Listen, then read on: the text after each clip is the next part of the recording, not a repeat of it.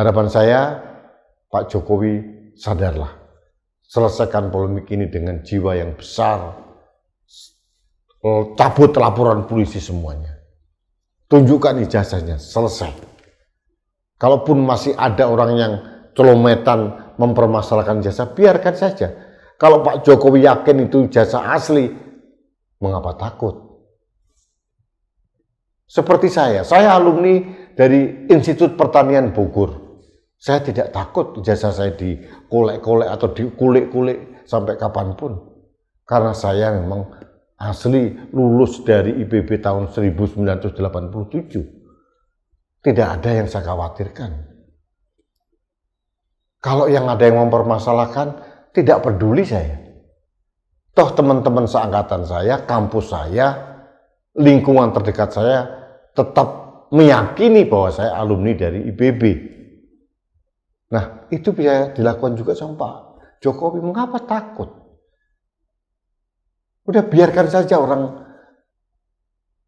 mempermasalahkan asli atau tidaknya ijazahnya Pak Jokowi. Kalau Pak Jokowi yakin itu asli, dan akhirnya rakyat juga akan berpikir kok. Kita masih punya naluri kemanusiaan yang baik. Kita bisa melihat mana yang benar, mana yang salah, mana yang hitam, mana yang putih. Kita tahu. Tidak perlu dituntun dengan drama panjang yang mengular-ular tentang polemik ijazah ini. Itu poin yang ingin saya sampaikan pada kesempatan ini, karena saya tidak ingin keretakan sosial ini berlangsung terus-menerus dan akan fatal akibatnya bagi persatuan dan kesatuan bangsa ini.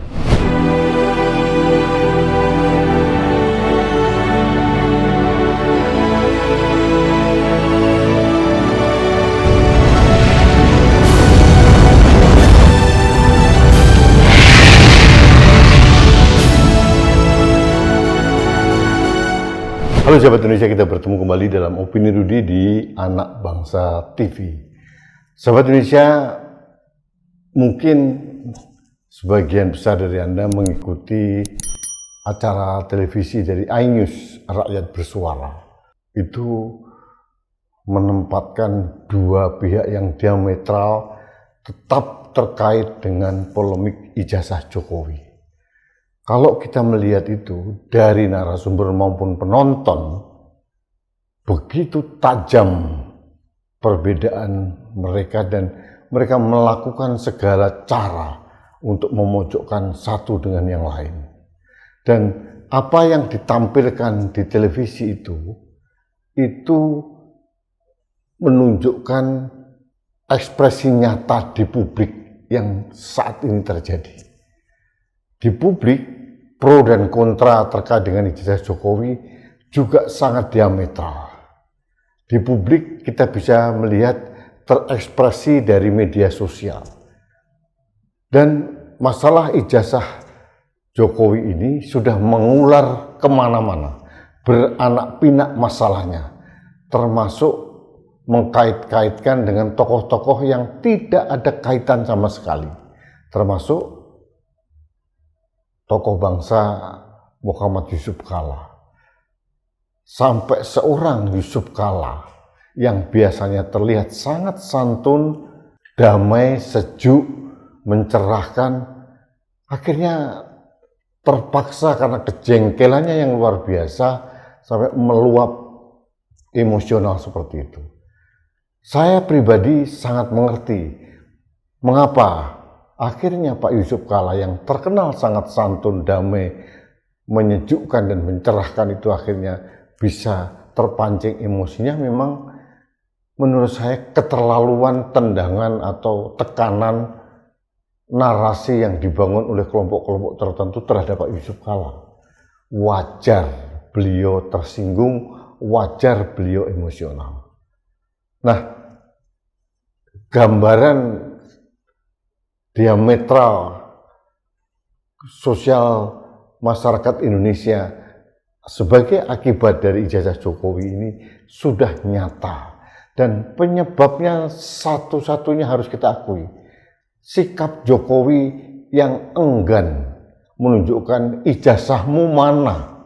Bukan hanya Pak Yusuf Kalla, banyak orang mengatakan, sudahlah, Kalau memang punya ijazah asli, tunjukkan saja, biar dianalisa oleh siapapun, ahli digital forensik luar negeri, dalam negeri, atau dunia lain sekalipun, untuk menganalisa agar masalahnya clean and clear. Tapi kan ini tidak. Sudah banyak korban, Bambang Tri, Gus Nur, dan sebagainya. Sekarang kelompok Roy Suryo dan kawan-kawan. Ada drama-drama di sana. Ada manipulasi-manipulasi di sana. Ada orang yang akhirnya menjilat ludahnya sendiri yang sudah terlanjur dibuang di selokan. Berbalik arah. 180 derajat. Hanya karena terancam. Ini pembelajaran apa yang kita dapat dari seorang Jokowi ini? Bagaimana mungkin kita masih menganggap Jokowi seorang negarawan kalau masalah yang sangat sepele saja itu dibiarkan berlarut-larut? Ada tesis yang mengemuka yang saat ini mungkin memang sengaja Jokowi memelihara kasus polemik ijazah palsu atau ijazah asli Jokowi ini tetap top sebagai spotlight media massa atau pemberitaan media massa atau perhatian publik, karena untuk kepentingan agar namanya tetap di atas, tetap menjadi perbincangan publik. Ini tesis yang perlu diuji dan saya dalam barisan yang setuju dengan tesis ini. Karena tidak masuk akal rasanya kalau masalah ijazah saja dipermasalahkan, kemudian dibiarkan berlarut-larut, laporan polisi A dan B dan sebagainya, lalu beranak pinak pada laporan-laporan yang lain, gitu. Kemudian akhirnya kita mengorbankan institusi seperti kepolisian kita yang harus sibuk menjadi tools dari beberapa kelompok untuk menangani laporan-laporan itu. Tugas kepolisian negara kita bukan hanya mengurusi hal-hal yang remeh-temeh seperti ini. Mereka bertugas sebagai aparat penegak hukum, melindungi, mengayomi rakyat, menjaga Kamtibmas. Tapi harus sibuk untuk melayani kepentingan polemik ijazah Jokowi ini. Jadi bisa saya katakan, polemik ijazah Jokowi ini menyebabkan keretakan sosial di masyarakat Indonesia. Dan ini sangat-sangat tidak produktif. Waktu, energi, perhatian kita, ruang publik kita dikotori dengan narasi-narasi yang saling bertentangan satu sama lain, masyarakat terbelah, terpolarisasi, dan Jokowi masih ketawa ke TV. Ada para pendukung Jokowi yang buta, mati, yang membela kepentingan Jokowi dengan segala cara, meskipun dengan cara-cara yang tidak beretika sekalipun. Untuk apa? Saya tidak tahu.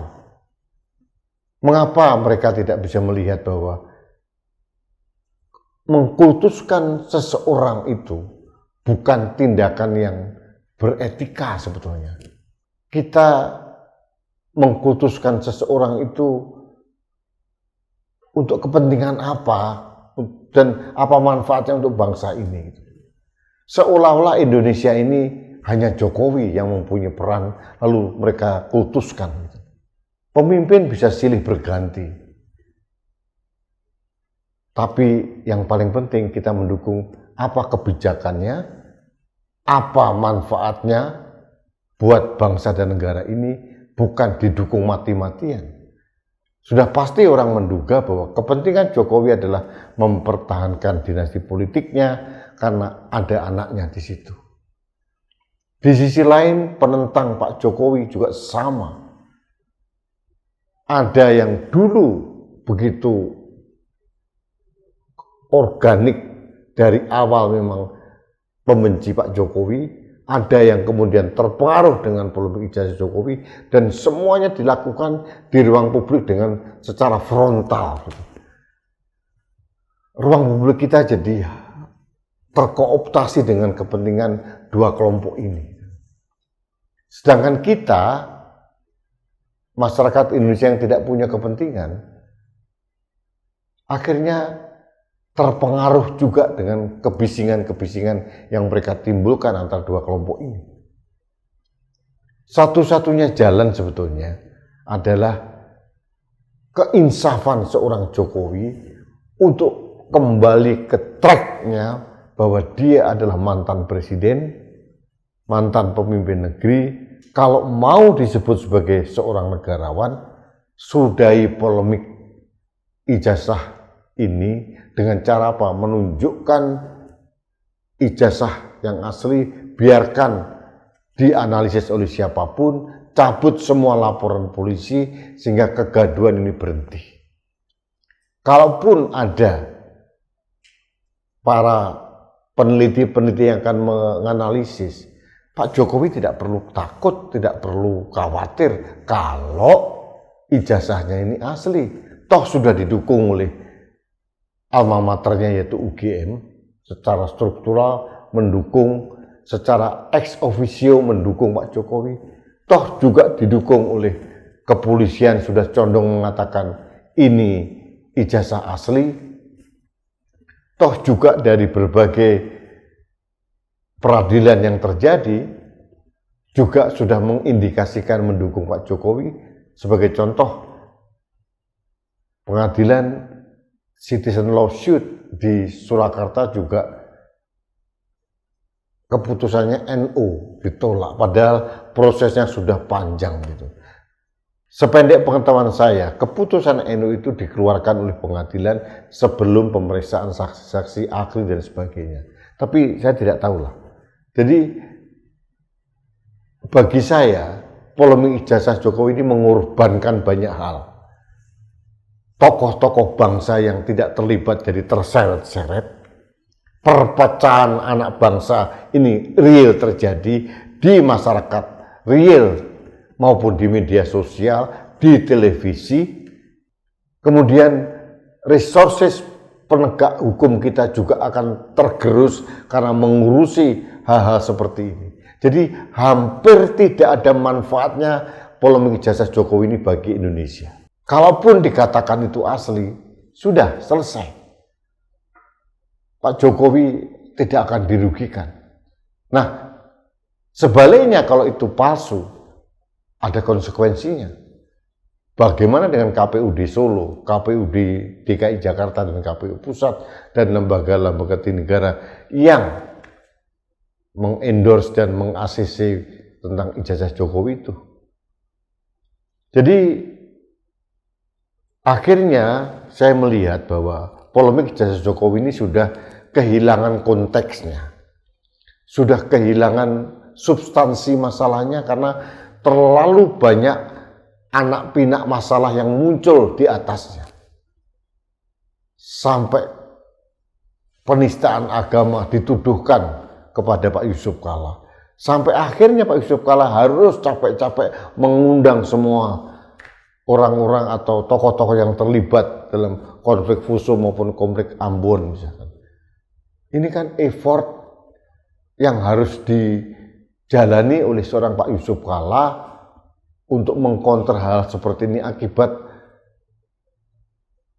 posisi yang diametral yang menyerang Pak Yusuf Kalla. Kenapa masalah Pak Yusuf Kalla ini terkait dengan ijazah? Iya, karena kita tahu logika common sense kita berjalan bahwa Pak Yusuf Kalla diserang dengan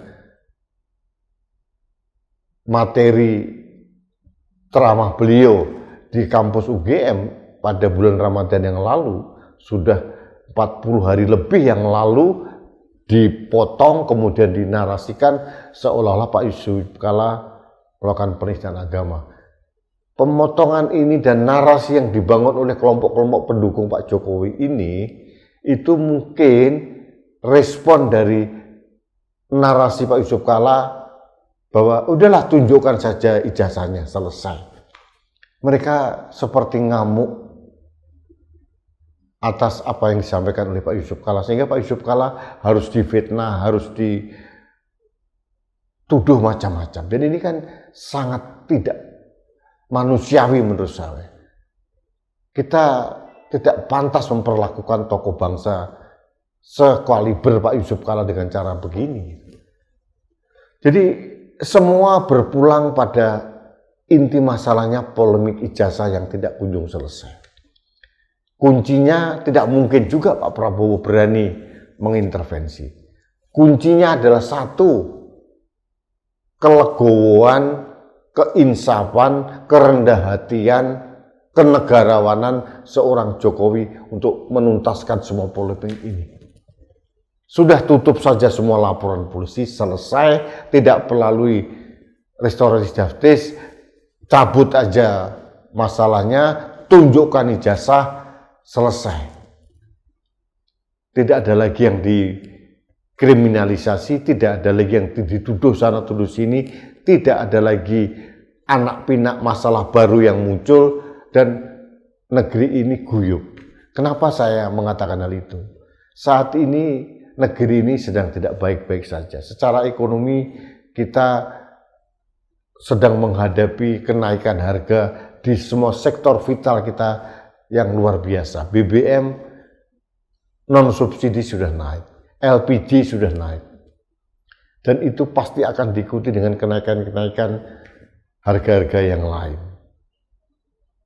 Ini sebagai respon kita terhadap dampak perang Amerika Israel melawan Iran yang belum kunjung selesai.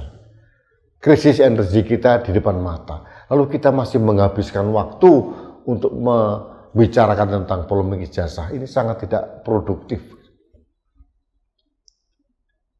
Jadi sahabat Indonesia, ini kegelisahan saya melihat tayangan Rakyat Bersuara yang berulang-ulang kali menayangkan topik polemik ijazah Jokowi ini, yang akhirnya secara nyata menunjukkan dagelan kekerasan verbal maupun fisik di ruang publik, dan itu ekspresi nyata, penggambaran nyata di dunia nyata. Melalui apa?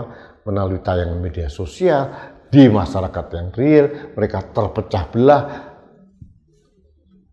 terjadi keretakan sosial kita, terjadi polarisasi, dan itu penyebabnya adalah ketidaknegarawanan seorang Jokowi. Itu yang ingin saya sampaikan. Harapan saya, Pak Jokowi, sadarlah. Selesaikan polemik ini dengan jiwa yang besar. Cabut laporan polisi semuanya. Tunjukkan ijazahnya, selesai. Kalaupun masih ada orang yang celometan mempermasalahkan ijazah, biarkan saja. Kalau Pak Jokowi yakin itu ijazah asli, mengapa takut? Seperti saya alumni dari Institut Pertanian Bogor. Saya tidak takut ijazah saya dikolek-kolek atau dikulik-kulik sampai kapanpun.